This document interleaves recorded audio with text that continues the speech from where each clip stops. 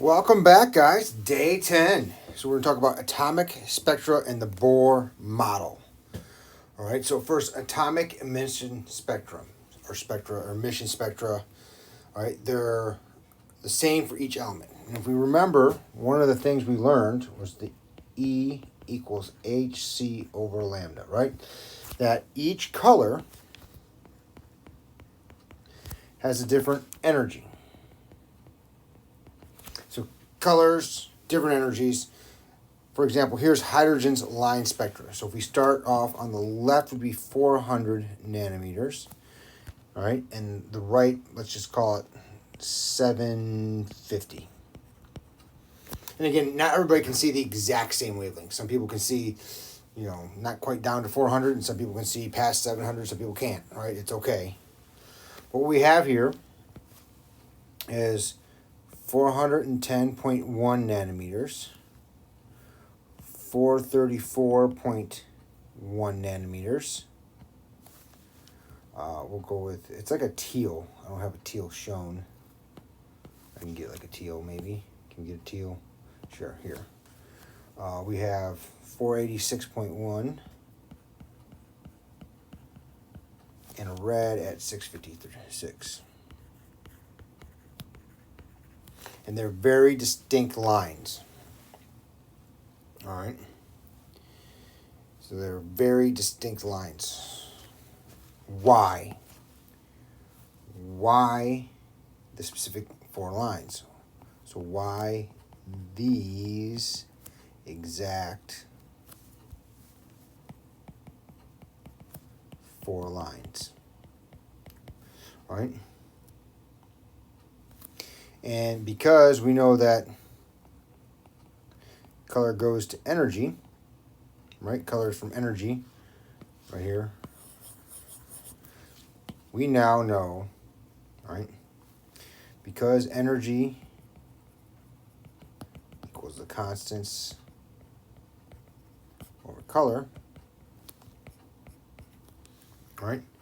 What do these four energies represent? Right? That's the question. What do those four energies correspond to? What are they for? Right? They're not just random.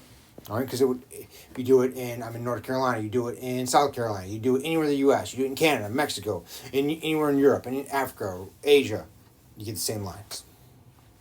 Well, Bohr in 1913, he said the angular momentum, right? Momentum, think of momentum as mass times velocity.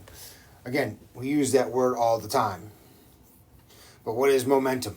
Momentum is technically mass times velocity. Angular, think circle, right? Radius. Okay, so Bohr says that the angular momentum of this electron, so the electron going in a circular orbit, right, is quantized, which means it's restricted in its allowed values. All right, and that's his formula. The momentum, angular momentum on the left, nh2 pi. All right. Whoa, what does this mean? Well, a great analogy is stairs. If you're going upstairs or downstairs, right? So let's just say you're going up a flight of stairs. You have to go on a stair. You cannot step in between stairs. It doesn't work that way, right? You can skip a stair. You can go 2 stairs. You can go 3 stairs, right? In fact, kids, when you have kids, if you have kids or you were a kid at one point, right, it was a big deal. Jumping with 2 feet. Boom, right? You jump off a stair with 2 feet. Wow, right?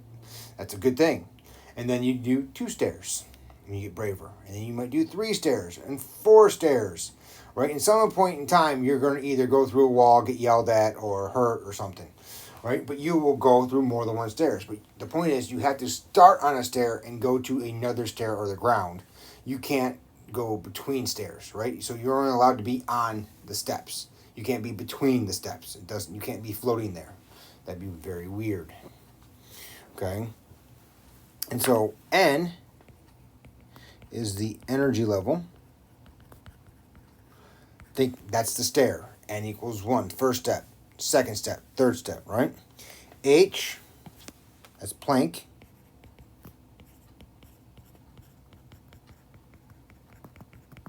And then 2 pi. Think 2 pi, think unit circle. Think the unit circle, yay. All right, think the circle, okay? So the electrons are only allowed in certain orbits. And the energy of an electron in an orbit would be En, right, equals negative RHC over N squared. So N is the principal energy level. R is a new constant. Do I have it listed? No. R is 1.097 times 10 to the 7th meters negative 1. Also, sometimes you might see it R be 109,768 centimeters negative 1. That's called a wave number.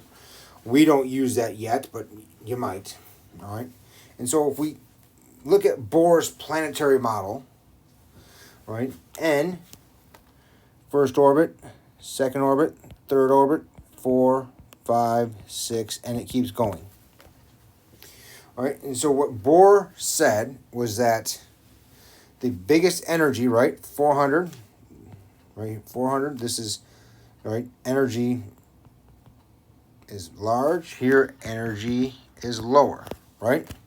And so the largest energy would be from what he calculated it out, 6 to 2. Right? So 6 to 2 is 410 nanometers.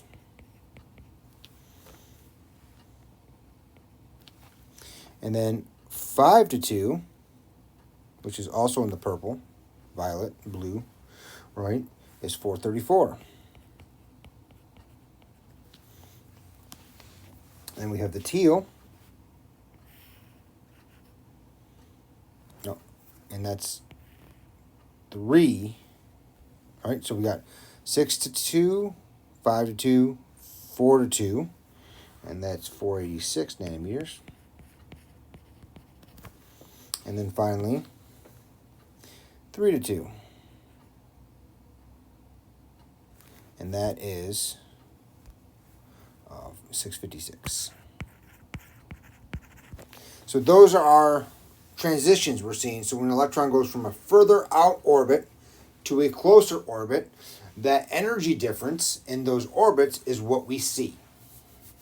Okay? That's a lot. Now, let's talk about that for a second.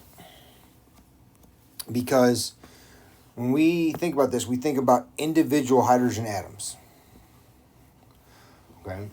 Well, first of all, the principle of the energy. I'm sure all of us as kids, I'm sure I could talk to my mom and she would confirm this, that we all had some type of string or cord or rope that we spun around our heads as a kid, right? Whether we were supposed to or not.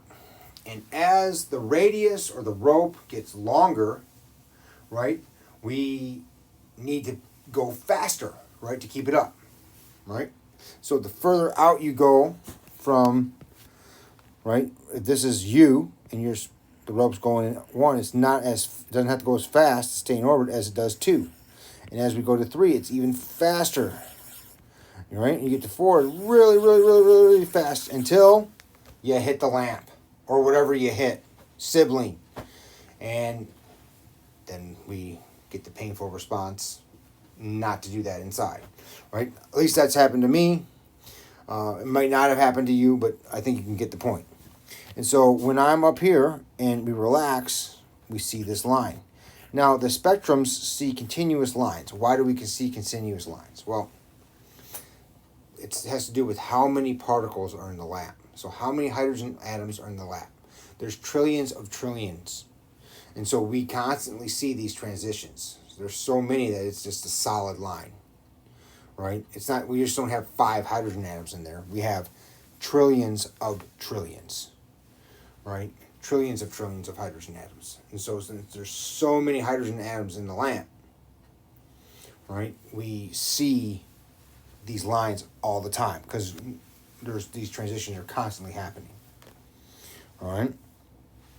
So now, the change, delta E, before we do this example, the change in energy is equal to RHC. So the Rydberg constant, R, H, Planck's constant, speed of light, times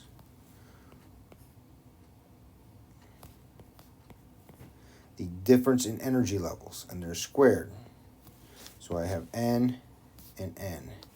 And N1 or initial and N2 is final. Now, let's talk about energy for a second. Energy cannot be negative. It's just not possible for it to be negative.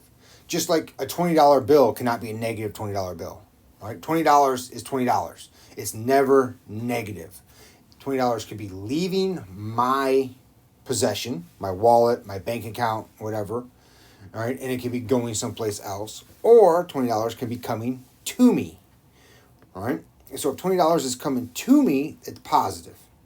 If $20 is going away from me, it's negative, all right? Same thing with energy. If energy is leaving me, it is negative from my point of view, and if energy is coming to me, it is positive from my point of view. When we look at emission, right, emitting, it's leaving, right? This is light leaving the atom. So this light energy is leaving the atom. So most of the time, delta E will be negative, right, if we do this. However, if we transpose N1 and N2, you'll get a positive number. It's the same number, all right? So I am not as concerned what energy level you put where as much as that we know whether it's an emission or an absorption, right? Because if I have an electron in N equals 1 and that electron goes to N equals 5, that's an absorption of energy. It's the same delta E, it's just an absorption, so it would be positive. Again, when this electron in N equals 6 goes to N equals 2, that's an emission, so energy is negative. We're not going to even worry about the sign, whether it's a negative here or it's a positive. We don't care, right? Because we're going to use the positive number to do the wavelength, because we can't have a negative wavelength. All right, I hope that kind of makes sense. So I'm not too concerned, but it's technically initial for N1 and final for N2. So let's put it to work. What is the wavelength is the question. Right, so we go from N equals 3 to N equals 1. So what we're doing here is going from 3 to 1. We're doing that one. Okay, let's try it. Delta E equals RHC, right? 1 over N1 squared minus 1 over N2 squared. So I have 1.097 times 10 to the 7th meters negative 1, or 1 over meters, however you want to do it, multiplied by 6.626 times 10 to negative 34, right? Joules times seconds, multiplied by 3 times 10 to the 8th meters per second, and then 1 over 3 squared minus 1 over 1 squared.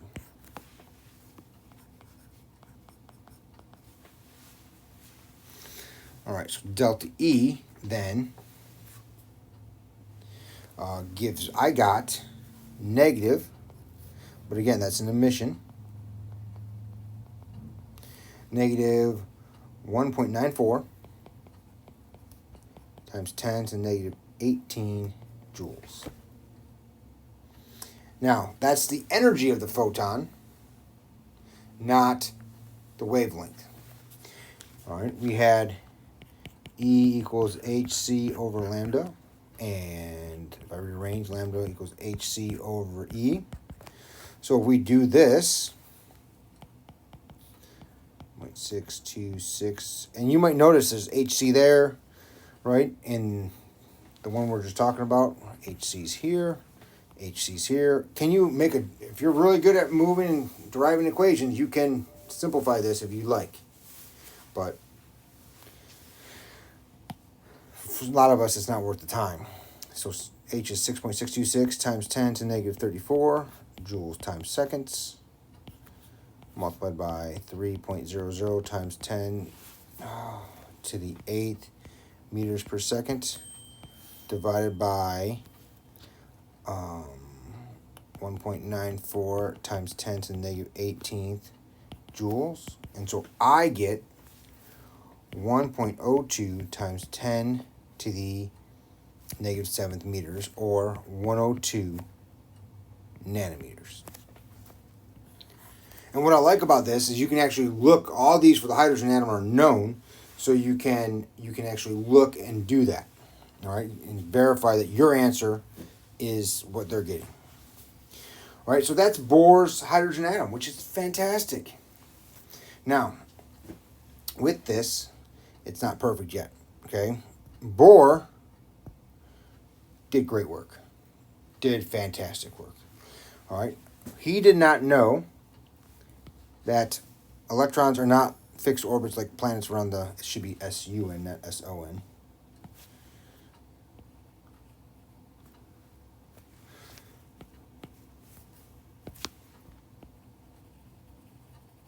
Let's try to fix that. Sorry, guys. S-U-N. All right. It only works for hydrogen. Right, only works for hydrogen.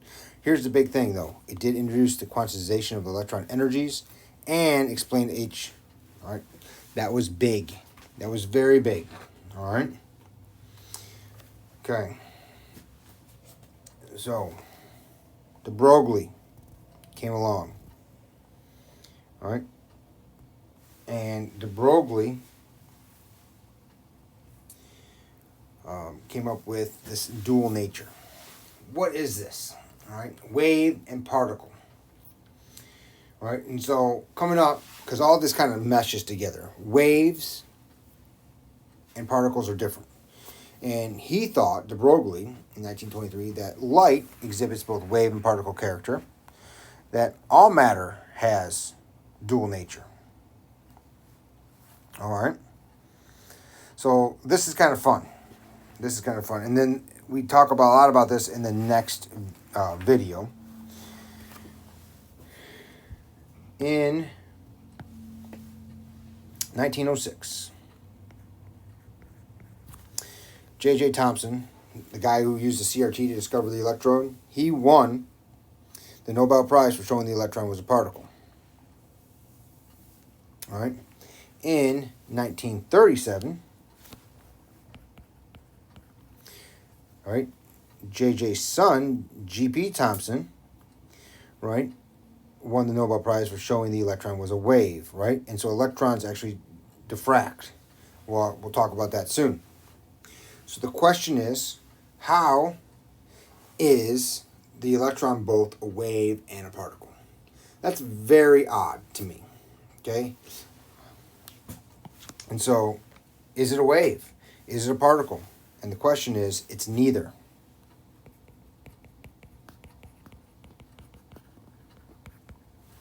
All right? It is something that behaves according to the laws of quantum mechanics. According to the laws of quantum mechanics.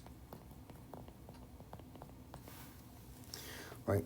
That means it really cannot be viewed or visualized in a classical way.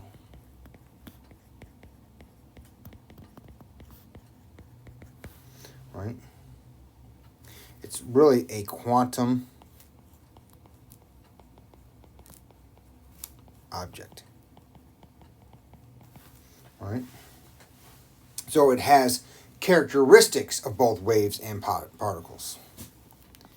It has characteristics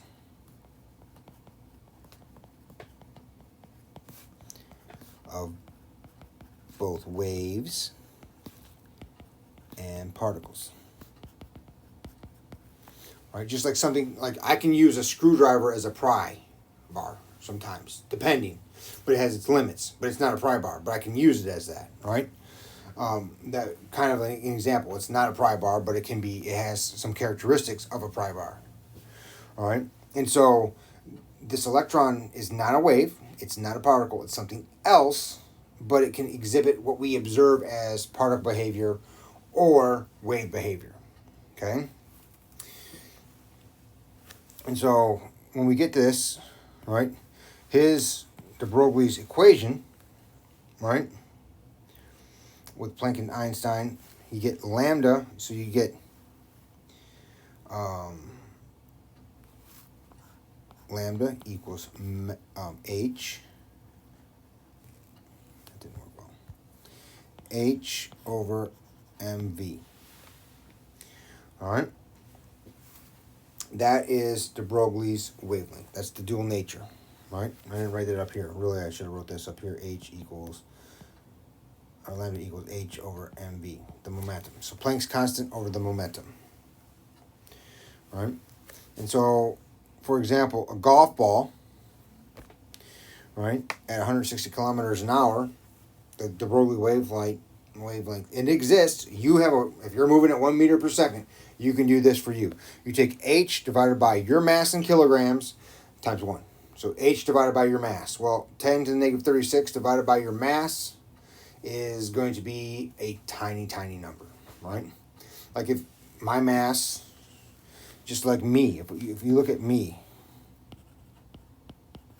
right, 6.626 times 10 to the negative 34 joules times seconds divided by 100 kilograms, make it easy, and 1 meter per second. If I do that, right, I get 6 times 10 to the negative 32nd meters. That's tiny. We can't measure that, right? So in theory it exists, not going to be observed. Electron, different story, right? The electron, lambda, right, equals 6.626 times 10 to the negative 34 joules times seconds divided by, right, 9.11 times 10 to the negative 31 kilograms. That's the mass of electron in kilograms. Has to be in kilograms because we're in joules. And then the speed was speed of light, 3 times 10 to the 8th meters per second. And that wavelength is 2.42 times 10 to the negative 12th meters, which is 2.42 picometers, which is measurable. All right. So we have this idea that these electrons can be waves or particles. They have characteristics of both. All right. And they're in the atom and they're going in different energy levels. Okay. Next video, I want to talk about waves, right? And some wave behavior and then particle behavior. And then we're going to talk about where we think these electrons are and how they're behaving, and be able to predict behavior of atoms from it. All right. So I hope that works. Let me know if you have any questions, and we'll see you next time.